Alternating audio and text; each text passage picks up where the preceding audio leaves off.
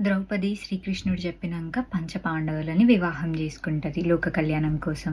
వాళ్ళ వివాహం జరిగినాక శ్రీకృష్ణుడు ఇంకా ద్రౌపది పంచపాండవులకి వాళ్ళ బాధ్యతని గుర్తు చేస్తారు. వాళ్ళు ఖచ్చితంగా రాజ్యానికి తిరిగి వెళ్ళి రాజ్యాన్ని పరిపాలించాలని. ఎందుకంటే కౌరవులు అక్కడ హస్తినాపురంలో చాలా అధర్మాలకు పాల్పడుతున్నారు.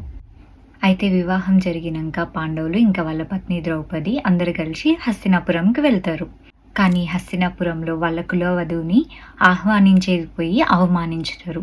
వాళ్ళని అసహించుకునే వాళ్ళు, వాళ్ళని ఇష్టపడే వాళ్ళు అందరూ పాండవులని ఇంకా వాళ్ళ పత్నిని అవమానించుతారన్న. ఎందుకంటే ఒక మహిళ 5 పురుషులని పెళ్లి చేసుకోవడం ఎక్కడా లేదు కదా. అట్లా వాళ్ళ వివాహం హస్తినాపురంలోని వాళ్ళ కుటుంబంలో ఎవరూ అంగీకరించారు. అయితే పాండవులకి వాళ్ళకి ఏర్పడిన రాజ్యం ఉంది కదా ఇంద్రప్రస్థం, అక్కడికి వెళ్ళిపోతారు.